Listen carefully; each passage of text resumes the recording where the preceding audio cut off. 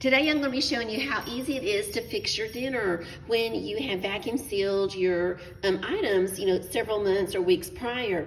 So today I have pulled out some okra. This is okra that we put up probably, some of it was just a couple of weeks ago, and then this was way back in July. We've got some mashed potatoes here, and yes, I fixed my mashed potatoes, and then I will vacuum seal and freeze those. And then here we've got some red stag fillets back from like October of last year, and these are from one of Jay's hunting trips. So I'm going to show you how easy it is to take all of your food that you have vacuum sealed and make a wonderful dinner. The first thing I'm going to do is I'm going to start with the mashed potatoes. And I took these out of the bag. Now remember, these have been vacuum sealed, and when they come out, you want to go ahead and get them in the pot, and you're going to turn the heat up because you're wanting to dry them out, because when they were put in the vacuum seal bag and then froze, there was some ice that formed around the edges. And so when you take those out, then that is going to create moisture in your mashed potatoes. So you want to go ahead and I just like burn that liquid off, and then you're going to end up with mashed potatoes that are just as fluffy as when you originally made them. And these are doing really good, and I tasted them. Before I vacuum sealed them, I did go ahead and season them. I'm going to go ahead and put a little extra butter in there and just a little bit of extra garlic, and I think I may chop up a few green onions.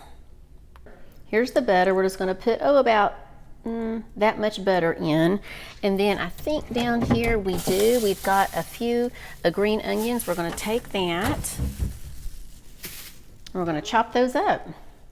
So for these green onions, I'm just going to get, let's see, I've got 1, 2, 3, 4, 5, 6, 7 of these, and I'm just going to chop them up about to right here. I'll be right back. Here we go. I'm going to go ahead and put my butter in. I'm just going to put one little chunk of butter in there, and then we're going to let that melt. I'm going to kind of cover it up. And these are already getting nice and fluffy. And then I'm also, as that's melting, I'm going to go ahead and put a little bit of these green onions in here. This is going to be really good. We're just going to let that butter melt. Now, as our butter is melting, let's go ahead and stir this. I switched to using this little spatula. It seems to be doing better.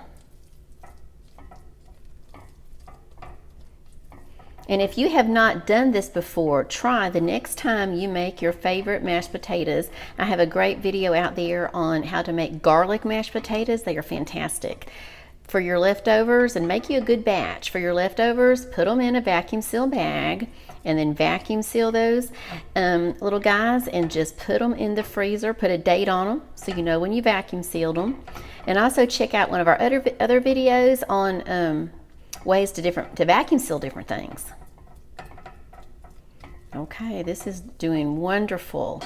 Now I'm just going to put a little garlic powder in. Normally I would use fresh garlic, but I do not have any, which is very unusual. I always have a ton of fresh garlic. But when I was doing my curbside order from H-E-B the other day, when you're doing that curbside order, if you click on your past orders that you've done before, which I always do to help me with my order, if you do not click at the top, reorder selected items on that page, they won't pick up. So just a little tip there in case you've had that happen.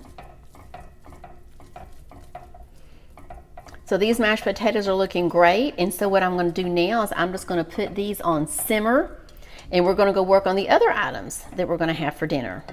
The other item that we pulled out that we had vacuum sealed that we're going to be using for dinner tonight is some okra, and we're going to make some fried okra. So I simply took that out, I let that bag thaw out, and then I took all that okra and just dumped it in this bowl, and it just looks, look at this, it just looks completely fresh.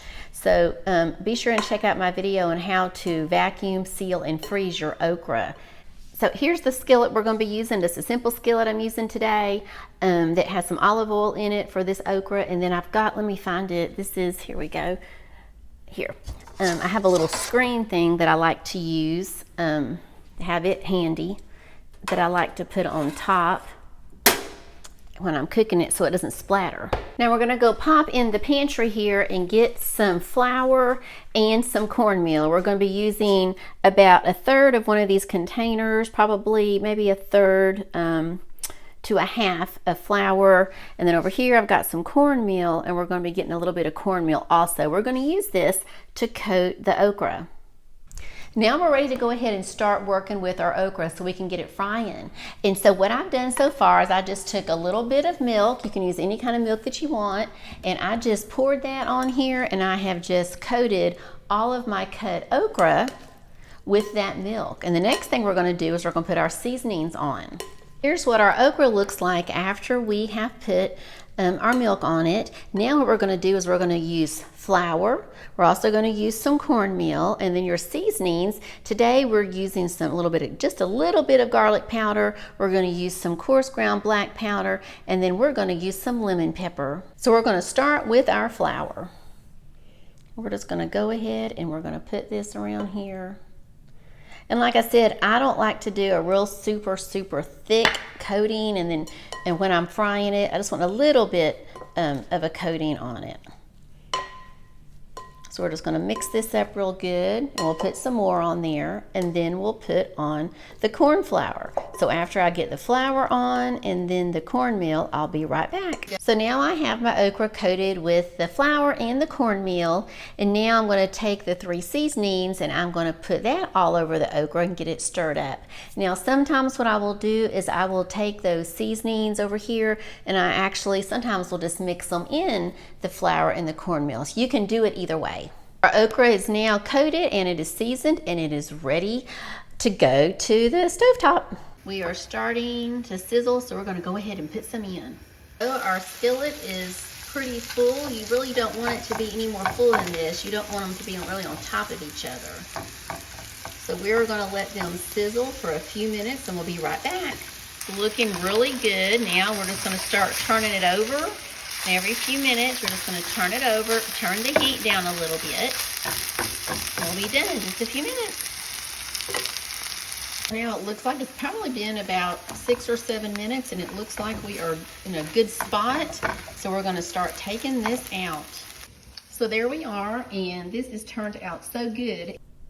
The next thing we're going to do is I have taken out of the vacuum sealed bags our red stag fillets, and we've got several of them here.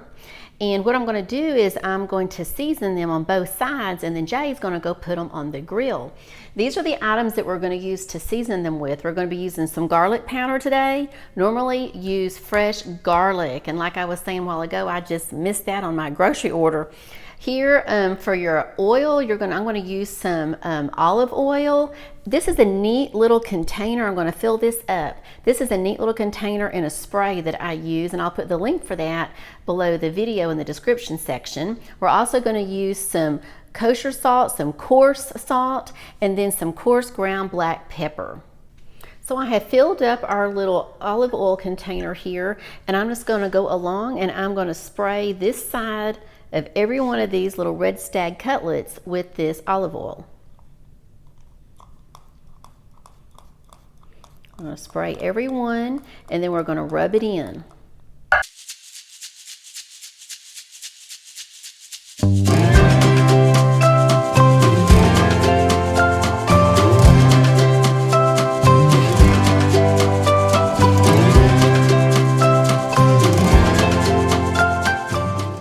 Now we're going to take our coarse kosher salt and put on every one.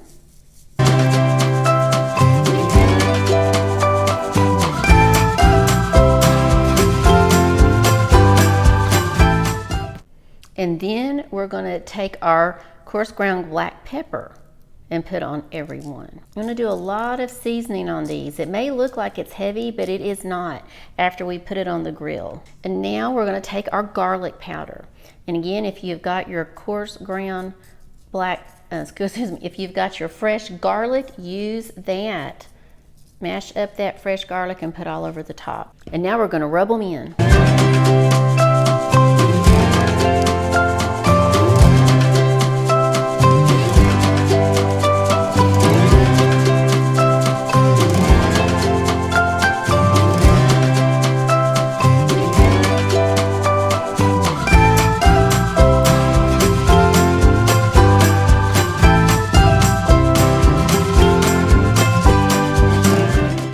now once done, we're gonna flip these little guys over. And after you have them all flipped over, you're gonna do the same seasoning on the other side. Your olive oil, your salt, your pepper, and your garlic.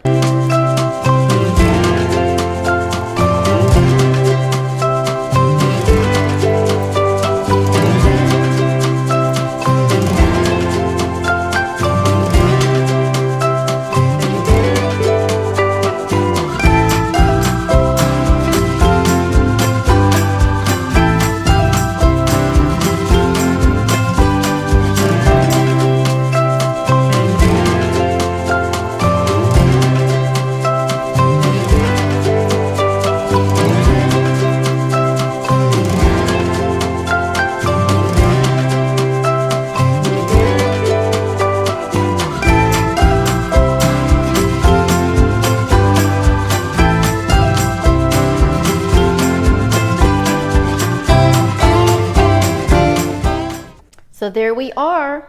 We have got both sides of our red stag fillets all seasoned, and now we just need to cover them and we're gonna put them on the grill in a few minutes. All I've done is just take some saran wrap and cover these, and then we'll put these on the grill in a moment. So now Jay is taking our red stag fillets that we have all seasoned up, and he's putting those on the grill. Can you say hi? Hi. These are red stag fillets, and they were harvested last year. Olive oil, a couple local seasonings, a little garlic, lemon pepper, salt, and coarse ground pepper, I believe is what you put on them, right? Mm-hmm. Yep. You put them on there and brown them on one side, brown them on the other. Shouldn't take more than 10 minutes. Okay, we're gonna let them sit for a few minutes. Then they rest for about 10 minutes, and then we get to eat. Okay, we'll let them sit for a few minutes and I'll be back. So we've taken the red stag fillets and we have now flipped them. We flipped them all onto the other side. They're doing good, and these over here are already done. And these have got just a little longer to go. So we're doing great, and most of these are really just about done. The little guys are done. They don't take long. Yeah, and these just got a few more minutes. So really, there we are. We've got it. We're able to. Take 10 minutes. Now we're going to go in and enjoy our dinner, and everything we're eating tonight was vacuum sealed and frozen. No hormones, no growth hormones, no antibiotics, no preservatives. Exactly. Either in the vegetables or in the meat. All right, so it's all good for us. So be sure and check out that next video that's popping up, and I'll see you over there in just a bit. Bye-bye.